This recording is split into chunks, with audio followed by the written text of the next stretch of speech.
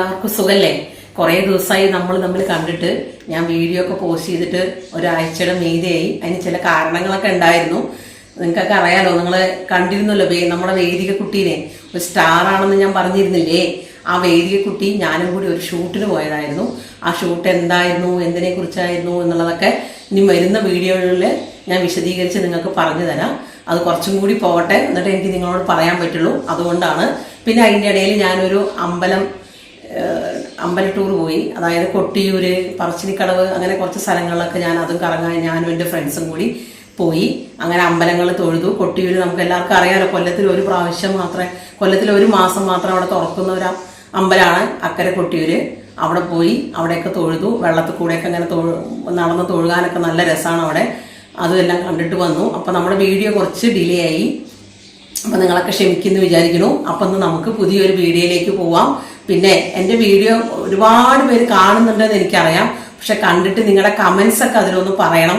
കാരണം എന്താ വെച്ചാൽ നല്ലതായാലും ചീത്തയായാലും നിങ്ങളെ കമൻറ്റ് പറയാൻ മറക്കരുത്.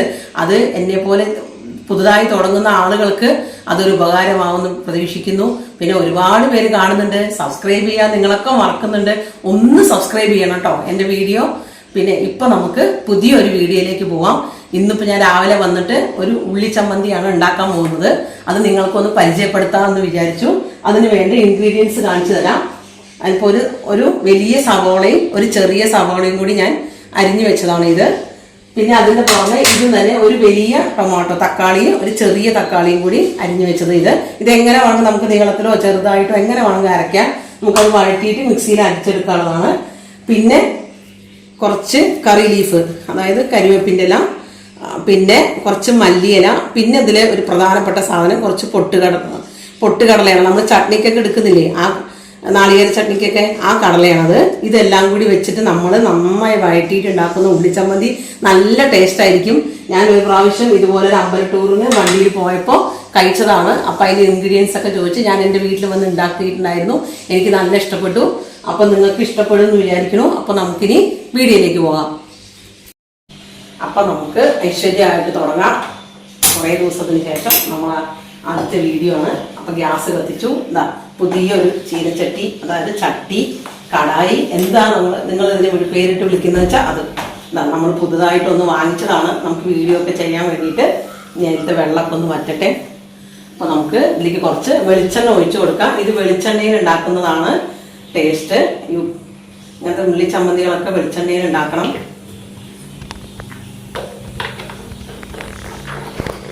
ഞാൻ എണ്ണ ചൂടായി വരുന്നുണ്ട്. അപ്പം നമുക്ക് ഈ ഉള്ളി ഇതിലേക്ക് ഇട്ട് കൊടുക്കാം.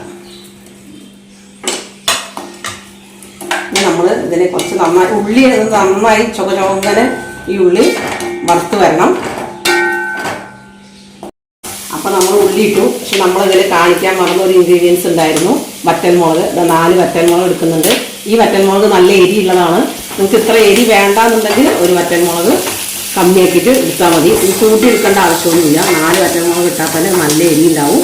ഇനിയിപ്പോൾ നമ്മൾ ഈ ഉള്ളി ഈ മുളകൊക്കെ ഇതിൽ കടന്ന് നന്നായിട്ട് മുരിഞ്ഞണം. നല്ല ചുവന്ന കളറാവണം. അതുവരെ നമ്മളിത് വഴറ്റണം. ഈ ഉള്ളി എത്രത്തോളം വഴറ്റുന്നോ അതാണ് ഈ ഒരു ചമ്മന്തിയുടെ ടേസ്റ്റ് എന്ന് പറയുന്നത് തന്നെ. ഒന്ന് നല്ലോണം ഒന്ന് ചൂടാവട്ടെ. ഒന്ന് വഴറ്റിയതിന് ശേഷം നമുക്കിതിലേക്ക് എടുത്തു വെച്ച കരിവേപ്പിലയും മല്ലിയിലയും കടലയൊക്കെ ഇട്ട് കൊടുക്കാം. ഈ ഒരു ചീനച്ചട്ടി ആകുമ്പോൾ നല്ല സുഖമുണ്ട് കേട്ടോ വഴറ്റാൻ. ഇത് വെച്ചിട്ട് അവിടെ നിന്ന് അടിയിൽ അലുമിനിയത്തിൻ്റെ ചട്ടിയായിരുന്നു ഞാൻ ഉപയോഗിച്ചിരുന്നത്. അതിങ്ങനെ അടിയിൽ പിടിക്കുന്നുണ്ട്. അപ്പോൾ മറ്റേ കടായി ആണെങ്കിലും ഇത്ര സുഖമില്ല തോന്നുന്നത്. നല്ല സുഖമുണ്ട്. ഇൻഡാലിയത്തിൻ്റെ ഒരു ചീനച്ചട്ടിയാണ്. നല്ല സുഖമുണ്ട്. ഇനിയിപ്പോൾ നമ്മളിതൊന്നും ആയിക്കൊണ്ടിരിക്കുകയാണ്. അപ്പോൾ നമുക്കിപ്പോൾ എടുത്ത് വെച്ചിരിക്കുന്ന മല്ലിയില അതിട്ടിട്ട് ഒന്ന് വഴറ്റാം. പിന്നെ ഈ കരിവേപ്പില ഇട്ട് കൊടുക്കാം. അതൊന്ന് കടന്നിട്ട് അതിൻ്റെ പച്ചമണം ഒന്ന് പോകുന്നവരെ ഉണ്ടാവും. പൊട്ടിത്തെറിക്കുന്ന സൗണ്ടൊക്കെ കേൾക്കണമുണ്ടോ? അതൊക്കെ കഴുകി വെച്ച് അതിൽ വെള്ളമൊക്കെ ഉള്ളതുകൊണ്ടാണ് ആ സൗണ്ടൊക്കെ ഉണ്ടാകുന്നത്. നന്നായി വഴറ്റി കൊടുക്കുക. എപ്പോഴും നമ്മൾ വെറും ഉള്ളിയും മുളകും തക്കാളിയൊക്കെ ഇട്ടിട്ടൊക്കെ അരയ്ക്കണമെന്നല്ല. ചില ആളുകൾ കരിവേപ്പിൻ്റെയൊക്കെ അതിലിട്ട് വഴറ്റുന്നുണ്ടാവും, മല്ലിയിലൊക്കെ. പക്ഷെ ഇടയ്ക്കൊക്കെ നമ്മൾ വെറൈറ്റി ആയിട്ടൊക്കെ ഒന്ന് ഉണ്ടാക്കി നോക്കുമ്പോൾ വീട്ടിലുള്ളവർക്കും കഴിക്കാനൊക്കെ നല്ല ഇഷ്ടമുണ്ടാവും. എന്നും എല്ലാവർക്കും അല്ലെങ്കിലും ദോശ ഇഡ്ഡലി എല്ലാവരും വീട്ടിൽ രാവിലെ എന്താ ദോശ, അല്ലെങ്കിൽ എന്താ ഇഡ്ഡലി, അതിലെന്താ നാളികേര ചമ്മന്തി, അല്ലെങ്കിൽ ഇഷ്ടം, അങ്ങനെ പറയില്ലേ. അപ്പോൾ നമുക്കൊരു വെറൈറ്റി പരീക്ഷ നോക്കാം. ഇനി നമ്മളതാണോ അതിൽ കടന്ന് ഒന്ന് മിക്സിങ് ആയി. അപ്പോൾ നമ്മളിനി പൊട്ടുകടലയ്ക്ക് ഇട്ട് കൊടുക്കുക. ഇനി ഇത് നന്നായിട്ട് വളർന്ന് വരണം കേട്ടോ. ഇതെല്ലാം കൂടി അതിലിങ്ങനെ മൂപ്പിച്ച് ഇപ്പം തന്നെ ഇവിടെ നല്ല മണം വരുന്നുണ്ട്. കരിവേപ്പിൻ്റെലയും മല്ലിയിലയും ഉള്ളിയുടെയൊക്കെ ഒരു നല്ല വഴറ്റുന്ന മണം വരുന്നുണ്ട്. ഇനി നമുക്കിത് നന്നായിട്ടൊന്ന് വഴറ്റുക. അപ്പോൾ അതാ നന്നായി വഴറ്റി വന്നു. നമുക്ക് കാണുമ്പോൾ അറിയുണ്ടാവും നല്ലോണം വഴന്ന് വന്നിട്ടുണ്ട്. ഉള്ളിയും ഈ മുളകും കരിവേപ്പിൻ്റെലയും മല്ലിയിലയും ആ കടലയൊക്കെ ഇതിൽ കടന്നിട്ട് ഇനി നമുക്ക് നമ്മളെടുത്ത് വെച്ചിരിക്കുന്ന ഈ ടൊമാറ്റോ, ഈ തക്കാളി ഇതിലേക്ക് ഇട്ട് കൊടുക്കാം. ഈ തക്കാളി ഇട്ടിട്ട് നമ്മളൊന്ന് നന്നായിട്ട് വഴറ്റുക. അപ്പോൾ തന്നെ നമ്മൾ എടുത്ത് വെച്ചിരിക്കുന്ന ഈ ഉപ്പും കൂടി ഇതിലേക്ക് ഇട്ട് കൊടുക്കുക. അതായത് ഞാനിതിലിപ്പോൾ നിറച്ച് 1/2 സ്പൂൺ ഉപ്പാണ് ഇരിക്കുന്നത്. ആ ഉപ്പും കൂടി ഇതിലേക്ക് ഇട്ട് കൊടുക്കുക. ഇപ്പോൾ നമുക്ക് അരച്ചുകൊണ്ടിരിക്കുമ്പോൾ ഒന്ന് എടുത്ത് വായിലിട്ട് നോക്കി ഉപ്പ് പോരെങ്കിൽ അപ്പോൾ ഒരു ലേശം ഉപ്പും കൂടി അതിൽ ആഡ് ചെയ്ത് കൊടുക്കുക. അത് കുഴപ്പമില്ല. ഇപ്പം ഞാൻ നിറച്ചും 1/2 സ്പൂൺ ഉപ്പാണ് ഇട്ടിരിക്കുന്നത്. ഇത് നന്നായിട്ട് ഒന്ന് വരുമ്പോൾ നമുക്കിതൊന്ന് അടച്ച് വയ്ക്കാം. കാരണം ഈ തക്കാളി ഇതിൽ കടന്ന് നന്നായി വേവണം. അപ്പോഴാണ് ഈ ചമ്മന്തിക്കൊരു ടേസ്റ്റ് ഉണ്ടാവുക. നമുക്കിത് അടച്ച് കൊടുക്കാം.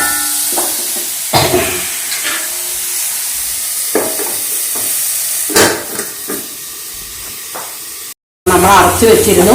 അത് തുറന്ന് നോക്കിയപ്പോൾ നന്നായിട്ട് കണ്ട ആവിയൊക്കെ പോകുന്നുണ്ടോ. തക്കാളി നന്നായി വെന്തിട്ടുണ്ട്, കണ്ടില്ലേ.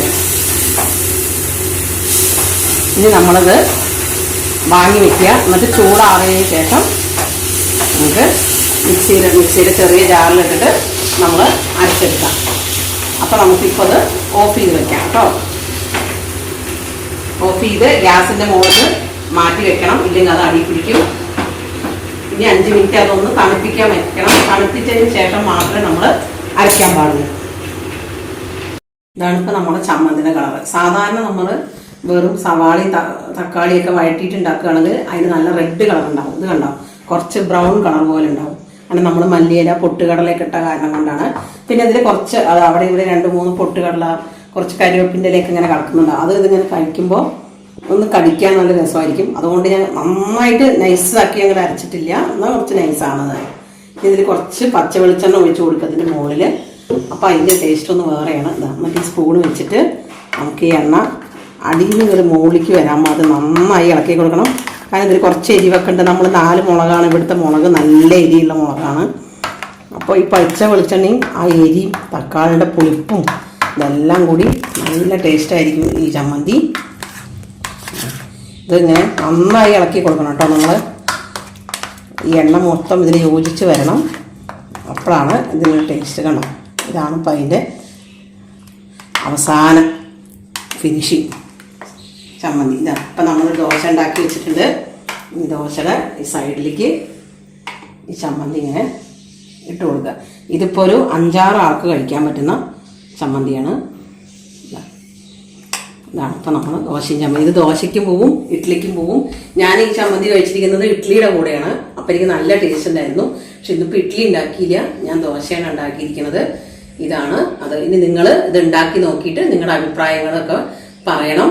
പിന്നെ പറഞ്ഞ പോലെ എൻ്റെ വീഡിയോസൊക്കെ കാണണം, ലൈക്കും കമൻറ്റും ചെയ്യണം. നിങ്ങൾക്ക് ഇഷ്ടപ്പെട്ടാൽ നിങ്ങളുടെ ഫ്രണ്ട്സിനും ഫാമിലിക്കും ഒക്കെ ഷെയർ ചെയ്ത് കൊടുക്കണം. പിന്നെ സബ്സ്ക്രൈബ് ചെയ്യാൻ മറക്കും ചെയ്യരുത്. അപ്പോൾ ഞാൻ അടുത്ത വീഡിയോ ആയിട്ട് വരാം.